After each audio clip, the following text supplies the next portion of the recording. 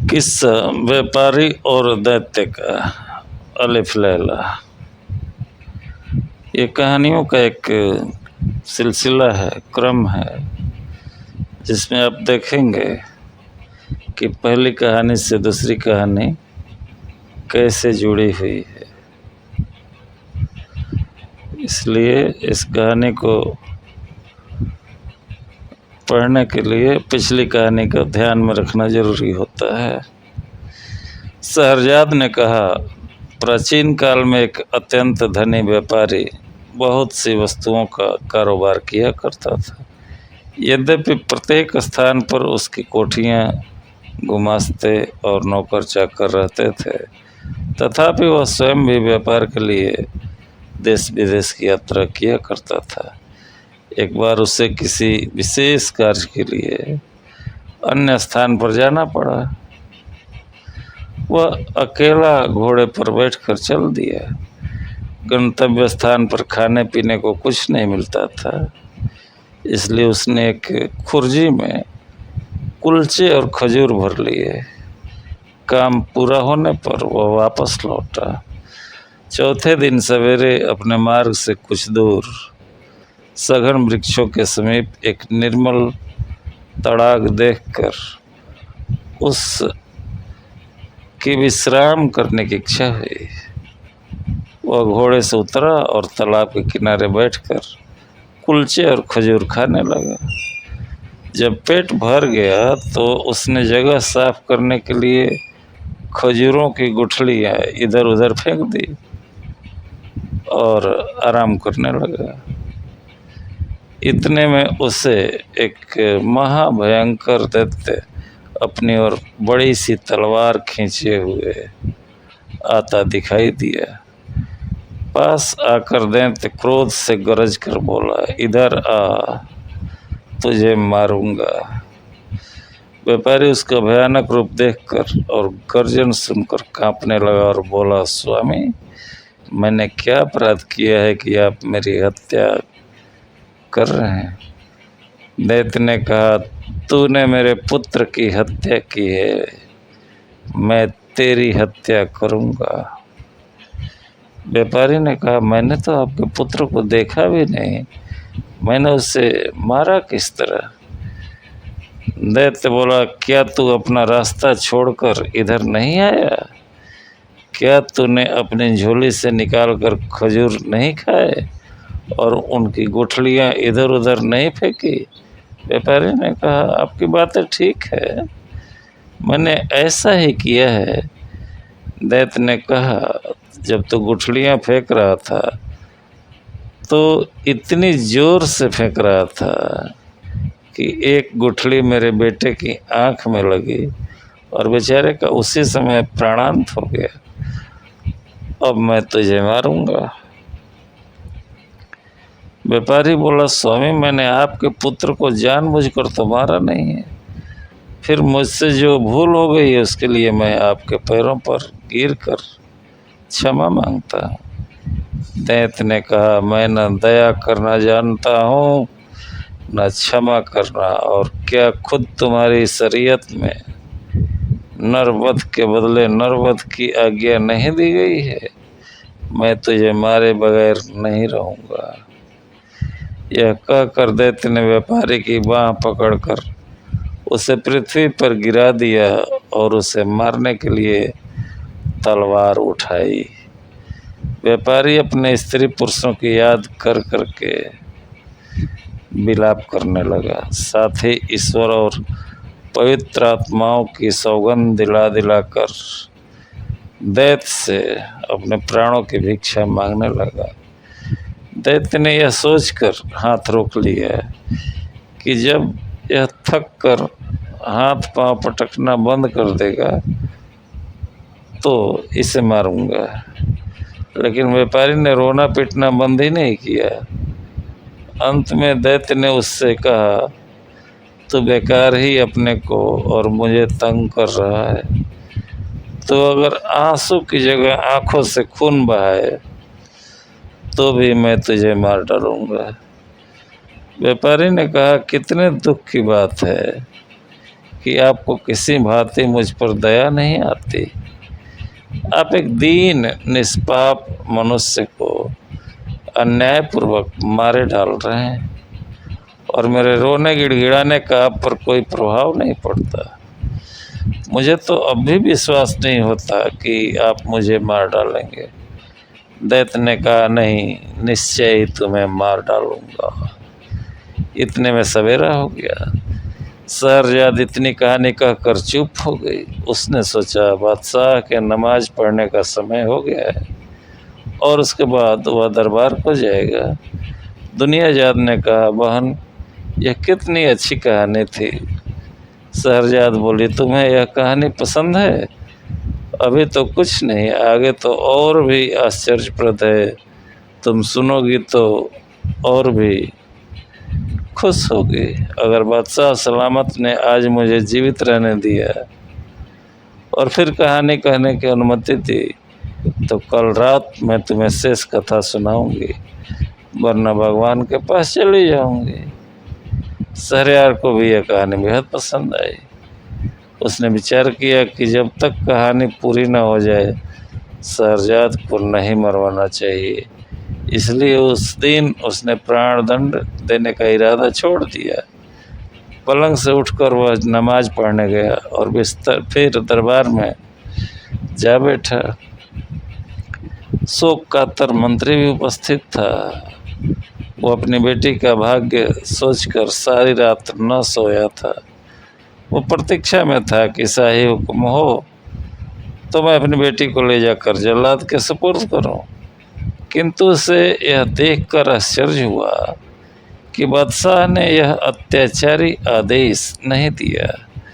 शहरयार दिन भर कामकाज राजकाज में व्यस्त रहा और रात को शहरजाद के साथ सो गया। एक घड़ी रात रहे दुनियाजाद फिर जगी और उसने बड़ी बहन से कहा कि यदि तुम सोई नहीं हो तो कहानी आगे कहो। शहरयार भी जाग गया और बोला, यह ठीक कहती है, मैं भी व्यापारी और दैत्य की कहानी सुनना चाहता हूँ, तुम कहानी को आगे बढ़ाओ। शहरजाद ने फिर कहना शुरू किया। जब व्यापारी ने देखा कि दैत्य मुझे किसी प्रकार जीवित न छोड़ेगा तो उसने कहा, स्वामी, यदि आपने मुझे वध्य समझ ही लिया है और किसी भांति भी मुझे प्राण दान देने को तैयार नहीं है तो मुझे इतना अवसर तो दीजिए कि मैं घर जाकर अपने स्त्री पुत्रों से विदा ले लूं और अपनी संपत्ति अपने उत्तराधिकारियों में बांट आऊं, ताकि मेरे पीछे उनमें संपत्ति को लेकर लड़ाई झगड़ा ना हो। मैं प्रतिज्ञा करता हूं कि यह सब करने के बाद मैं इसी स्थान पर पहुंच जाऊंगा। उस समय आप जो ठीक समझें वह मेरे साथ करें। दैत्य ने कहा, यदि मैं तुम्हें घर जाने दूं और तुम वापस न आओ तो फिर क्या होगा? व्यापारी बोला, मैं जो कहता हूँ उससे फिरता नहीं। फिर भी यदि आपको विश्वास न हो तो मैं उस भगवान की जिसने पृथ्वी आकाश आदि सब कुछ रचा है सौगंध खाकर कहता हूँ कि मैं घर से इस स्थान पर अवश्य वापस आऊँगा। दैत्य ने कहा, तुम्हें कितना समय चाहिए?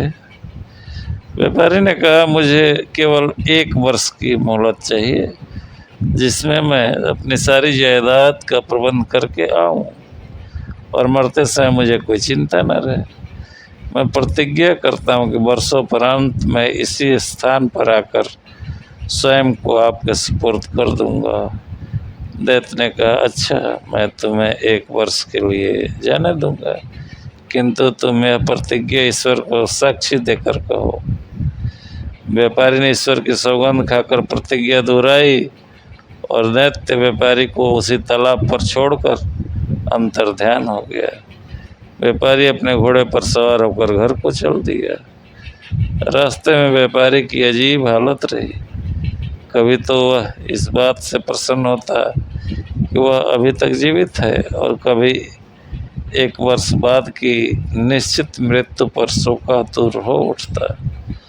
जब वो घर पहुंचा तो उसकी पत्नी और बंधु बांधव उसे देखकर प्रसन्न हुए, किंतु वह उन लोगों को देख कर के रोने लगा। वे लोग उसके विलाप से समझे कि उसे व्यापार में कोई भारी घाटा हुआ या कोई और प्रिय वस्तु उसके हाथ से निकल गई है, जिससे उसका धैर्य जाता रहा। जब व्यापारी का चित्त संभला तो उसके आंसू थमे, तो उसकी पत्नी ने कहा, हम लोग तो तुम्हें देखकर प्रसन्न हुए हैं, तुम क्यों इस तरह रो धो रहे हो? व्यापारी ने कहा, रो धो नहीं तो क्या करूं, मेरी जिंदगी 1 ही वर्ष की और है। फिर उसने सारा हाल बताया और दैत्य के सामने ईश्वर को साक्षी देकर की गई अपनी प्रतिज्ञा का वर्णन किया। यह सारा हाल सुनकर वे सभी रोने पीटने लगे। विशेषतः उसकी पत्नी सिर पीटने और बाल नोचने लगी और उसके लड़के बच्चे ऊंचे स्वर में विलाप करने लगे। वह दिन रोटने पीटने में ही बीत गया। दूसरे दिन से व्यापारी ने अपना सांसारिक कार्य आरंभ कर दिया। उसने सबसे पहले अपने ऋणदाताओं का धन वापस किया। उसने अपने मित्रों को बहुमूल्य भेंटें दी, फकीरों साधुओं को जी भर कर दान किया, बहुत से दास दासियों को मुक्त किया। उसने अपनी पत्नी को यथेष्ट धन दिया, अवयस्क बेटी बेटियों के लिए अभिभावक नियुक्त किया और संतानों में अपनी संपत्ति को बांट दिया। इन सारे प्रबंधों में 1 वर्ष बीत गया और वह अपनी प्रतिज्ञा निभाने के लिए दुखी मन से चल दिया। अपने कफन दफन के खर्च के लिए उसने कुछ रुपया अपने पास रख लिया। उसके चलते समय सारे घर वाले उससे लिपट कर रोने लगे और कहने लगे कि हमें भी अपने साथ ले चलो ताकि हम भी तुम्हारे साथ प्राण दे दें। व्यापारी ने अपने चित्त को स्थिर किया और उन सबको धैर्य दिलाने के लिए कहने लगा, मैं भगवान की इच्छा के आगे सिर झुका रहा हूँ, तुम लोग भी धैर्य रखो। यह समझ लो कि एक दिन सभी की मृत्यु होनी है, मृत्यु से कोई भी बच नहीं सकता, इसलिए तुम लोग धैर्यपूर्वक अपना काम करो। अपने सगी संबंधियों से विदा लेकर व्यापारी घर चल दिया और कुछ समय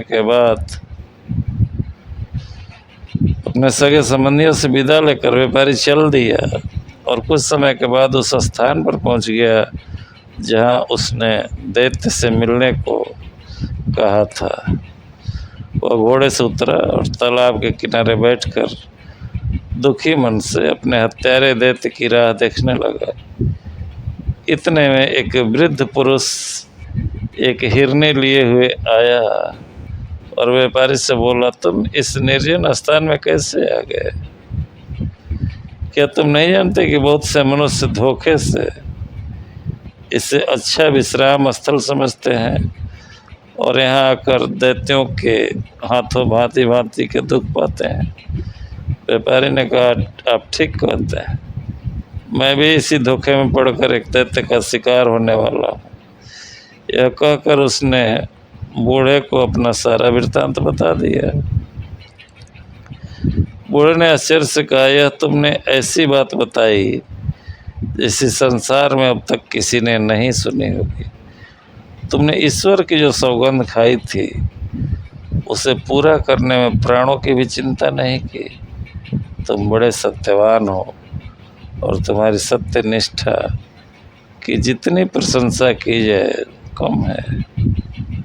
अब मैं यहाँ ठहर कर देखूंगा कि दैत्य तुम्हारे साथ क्या करता है। वे आपस में वार्तालाप करने लगे। इतने ही में एक और वृद्ध पुरुष आया जिसके हाथ में रस्सी थी और 2 काले कुत्ते उस रस्सी से बंधे हुए थे।